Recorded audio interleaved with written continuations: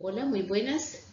Soy la profesora Shirley Tormo de Estudios Sociales y en esta ocasión vamos a analizar el antiguo Imperio Romano.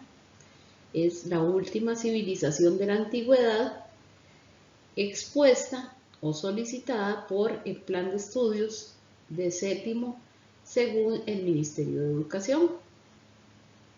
Podemos observar en la imagen el Coliseo Romano, una excelente manifestación de la Roma antigua.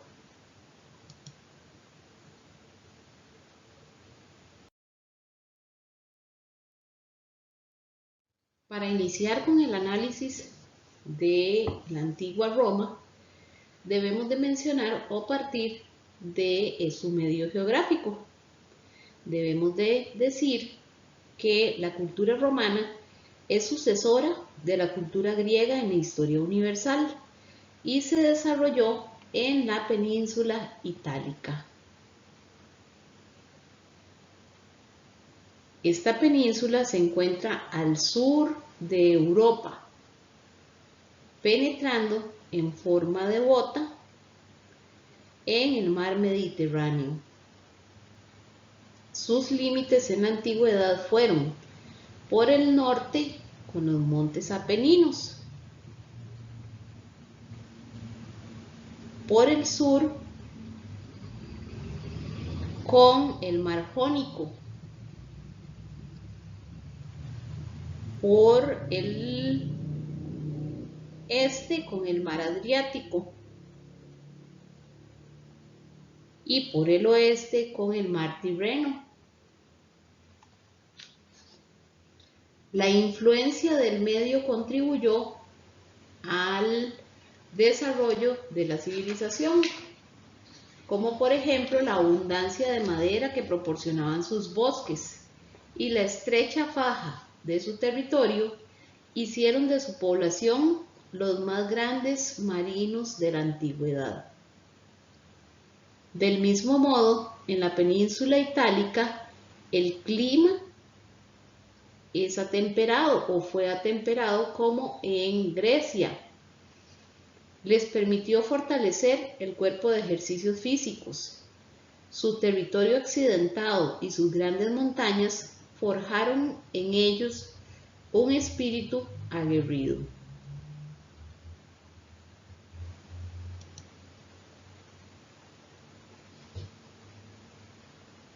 Si analizamos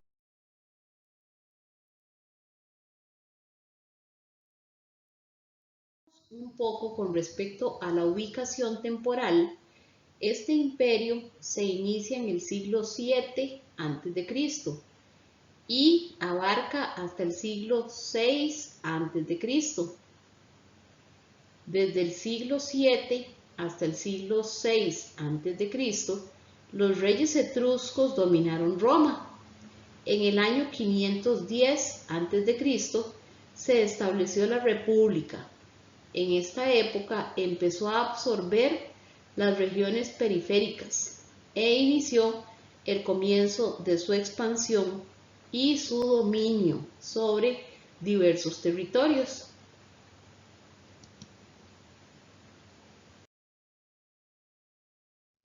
Es importante mencionar también cómo se dividió o cómo se organizó en cuanto al aspecto político. Debemos mencionar que se divide en tres formas importantes. La monarquía. Como podemos observar, tenemos un rey que era el gobernante absoluto, un senado y una asamblea que correspondía solamente a los patricios. En el ámbito de la república, tenemos que mencionar a dos cónsules, que esto era una representación del gobierno democrático. Debemos mencionar el Senado y la Asamblea, que a su vez la Asamblea estaba dividida en tres áreas. El área curial, que estaba conformado por los patricios y 30 curias. En el ámbito centurial lo dominaban los militares o los grupos de 100. Y en el área tribal podemos mencionar a los plebeyos o la agrupación por tribus. La monarquía romana se inicia en el gobierno de Rómulo en el año 753 a.C. y concluye en el 509 a.C. con la expulsión del rey Tarquino el Soberbio. Desde un inicio de la formación de Roma, se interesó por la autoridad y la estabilidad. Durante el periodo monárquico, la soberanía, que era el rey el que ejercía, estaba limitada por una constitución antigua. Sus funciones eran ejecutivas y judiciales, mas no legislativas, castigando a los infractores con pena de muerte o con azotes. Si bien es cierto, se podía castigar y juzgar a sus infractores, no podía perdonar sin la autorización de la asamblea. Cuando un rey subía al trono, tenía que ser confirmado por el pueblo. Además de existir un rey, había un senado y una asamblea. La asamblea estaba conformada por todos los varones de edad militar y se constituyó en una de las principales fuentes de soberanía. Tuvo la facultad de veto absoluto sobre cualquier proposición para modificar la ley. Esta asamblea decidía si perdonaba o si convenía declarar la guerra para las conquistas. Esta fue un cuerpo ratificador, sin derecho a legislar por su cuenta, ni sugerir cambios en la política. Por otro lado, el Senado o Consejo de Ancianos incluía a los jefes de los diversos clanes que formaron la comunidad. Cuando el trono quedaba vacante, las facultades del rey eran asumidas por el Senado, hasta la conformación del nuevo monarca. Cuando el Senado empezó a desconfiar de los monarcas, en el siglo VI a.C. se instauró la República y se dejó de lado la figura del rey. Este pierde su poder absoluto. En esta etapa, con la expulsión de Tarquino el Soberbio en el 509 a.C., se inicia el segundo periodo de la historia romana, con la República. En esta etapa de Roma se convierte en la primera potencia del mundo antiguo, con numerosas colonias en Europa, Asia y África, gracias a su política expansionista y al hecho de contar con un poderoso ejército, disciplinado y muy bien organizado. También corresponde a este periodo el fortalecimiento de sus instituciones políticas y la difusión de la cultura helénica. Al lado de estos logros positivos surgieron problemas sociales profundos, como la lucha entre los ricos y pobres, entendidos estos como los patricios y los plebeyos, y las rivalidades entre caudillos ambiciosos que se disputaban el poder. En este periodo, el rey fue sustituido por dos cónsules que se controlaban mutuamente. Los cónsules eran autoridades que ejercían funciones de gobierno, funciones militares y la administración de justicia. Al término de su gobierno, tenían que dar cuenta al Senado de sus funciones. En caso de peligro nacional, los cónsules nombraban un dictador con poderes absolutos, cuya función no podía durar más de 6 meses. En la etapa de imperio, Roma fue gobernada por emperadores. Estos implantaron el gobierno absoluto, concentrando en una persona todos los poderes, tanto políticos como administrativos, religiosos y militares. Esta etapa se inició en el año 29 a.C. con el gobierno de Augusto Octavio y concluyó con Rómulo Augustulo en el año 476 después de Cristo. El territorio del Imperio Romano abarcaba 3 continentes. sur y oeste de Europa, el oeste de Asia y el norte de África.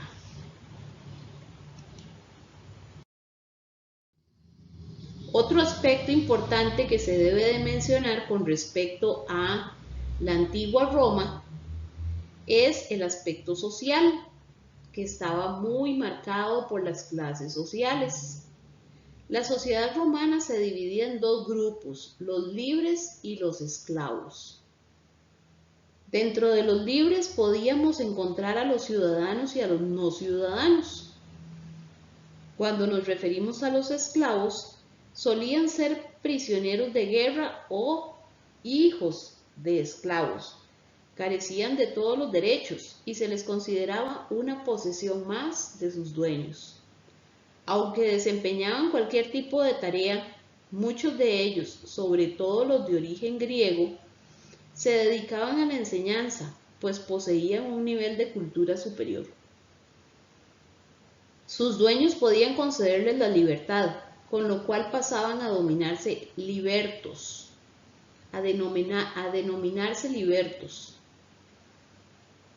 que eran hombres libres, pero sin la condición de ciudadanos, y por lo tanto sin ningún tipo de derecho. No obstante, los hijos de los libertos sí podían llegar a adquirir la ciudadanía. Los hombres libres también sufrían las desigualdades, y estos hombres libres se dividían en los patricios, descendientes de los fundadores de Roma.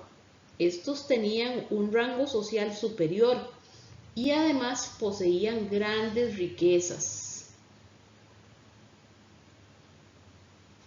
Los plebeyos eran originarios de los pueblos dominados por Roma, y estos no gozaban de tantos derechos como los tenían los patricios. Tenemos otro rango que eran los clientes. Los clientes eran hombres libres con derechos civiles limitados. Estaban en una situación de pobreza o una situación de inseguridad que los llevaban a pedir protección a un patricio, pero luego tenían que ayudar al patricio del cual dependían. Así pues, en Roma fue constante la división de grupos sociales en clases. Primero se les organizaba atendiendo a su linaje o procedencia. Después, este criterio fue sustituido por la posesión de la tierra. Y por último, la posesión de dinero, la que dividió a los ciudadanos en honestiores y humiliores.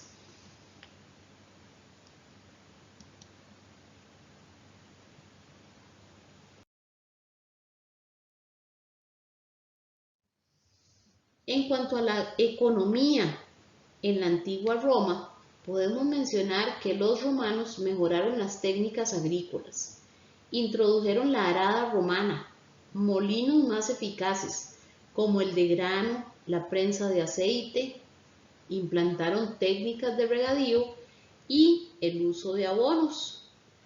La base de la economía en Roma, en la época de la monarquía, era la ganadería. Esta era de propiedad privada, mientras que la agricultura era de propiedad común. Aunque con el tiempo también sería privada. El régimen de tenencia era la propiedad privada, puesto que cada familia tenía lo que podía explotar directamente. Dada la posición de la ciudad en una importante ruta comercial, cada vez más los romanos se dedicaron al comercio, principalmente a actividades explotadas y enfocadas de productos agrícolas, productos ganaderos, la sal, las manufacturas etruscas e importaciones griegas y fenicias. Hasta mediados del siglo IV a.C., Roma no acuñó moneda y se pagaba con el peso en bronce. Aunque la actividad política y cultural se centraba en las ciudades, la mayoría de los habitantes vivían en el campo, donde cultivaban la tierra y cuidaban el ganado. Los cultivos más importantes de esta civilización se centraban en el trigo, la vid y el olivo, pero también cabe mencionar algunos árboles frutales, algunas hortalizas, legumbres y la producción de lino.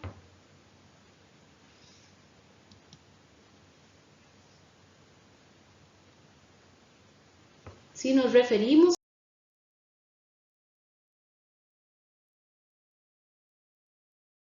al ámbito de la religión en la antigua Roma, debemos mencionar que los romanos tuvieron una religión semejante a la de los griegos, caracterizada por ser politeísta y antropomórfica.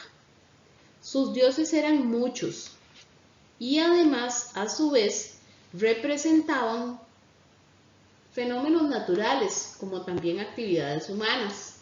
Se les presentaban con figuras o se les representaban con figuras humanas.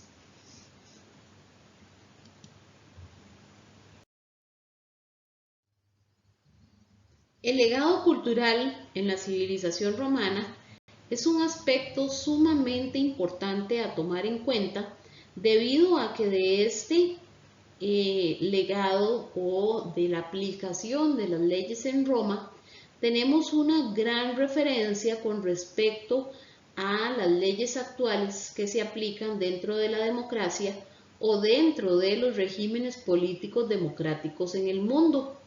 Son un importante aporte en cuanto a este legado cultural. Debemos mencionar que la civilización romana se extendió por inmensos territorios sobre los que dejó una huella profunda. Muchos de sus aportes favorecen hoy a los países europeos y fuera de las fronteras de los países ubicados en el continente europeo.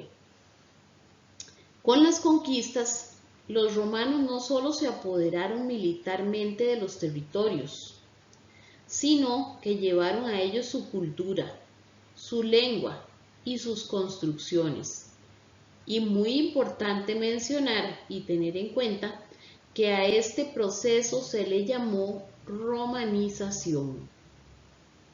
Esta unificación cultural que promovió la antigua Roma se mantiene todavía hoy en muchas ciudades, calzadas, lenguas, costumbres y también en la religión cristiana, que es muy importante de mencionar. La cultura romana se extendió por todo el imperio. Muchas de sus costumbres están implícitas hoy día en los países de la Europa actual y además su accionar se basa en esta cultura. Entre los legados más importantes de la antigua Roma debemos de mencionar el derecho romano. Este se creó con el fin de vivir honestamente, dar a cada cual lo suyo y no dañar a nadie. Bajo este precepto se fueron tejiendo las bases del derecho romano, que pretendían una mejor convivencia entre los romanos. El derecho romano lo constituyen leyes escritas en las que se establecen los derechos y deberes de los ciudadanos. Muchos de sus principios están todavía hoy en vigor en Europa y, como lo mencioné anteriormente, fuera de las fronteras de Roma, principalmente en los países donde se aplican regímenes democráticos en la actualidad. Otro importante legado que debemos de mencionar con respecto a Roma es el idioma latín, que ésta constituía la lengua oficial. Esta lengua se comienza a masificar a causa de la expansión territorial que experimentó Roma en su calidad de imperio. El latín se transforma en la base de nuestros idiomas y de la mayoría de los idiomas en Latinoamérica. En resumen, el latín, la lengua que hablaban los romanos, es lo que determina los idiomas del habla latina actuales y da origen a su vez a nuestro idioma, el español. El latín cumplió con una labor de difusión de conocimiento.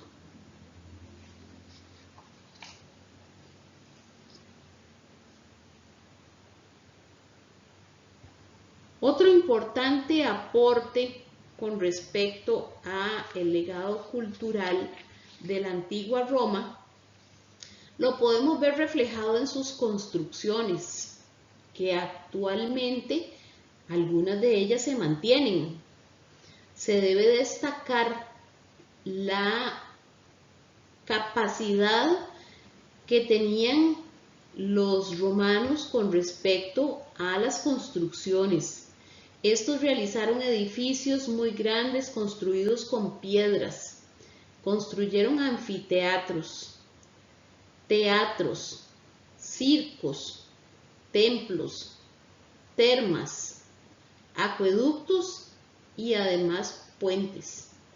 Los romanos decoraban las paredes de sus casas con pinturas y cubrían los suelos con mosaicos hechos con trozos de piedras de colores.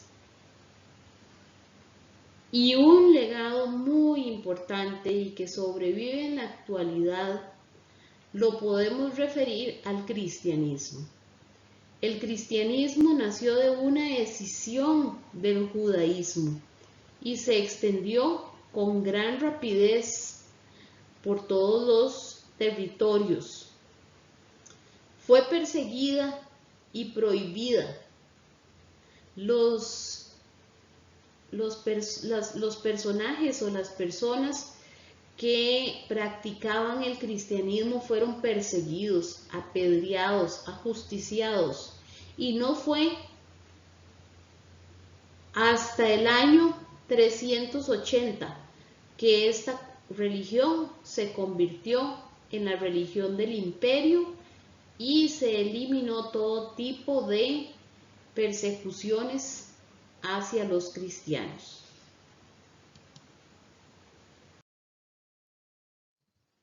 Esto es lo que debemos de mencionar o las partes más importantes con respecto a el Imperio Antiguo Romano. Les agradezco mucho la atención a esta clase del día de hoy.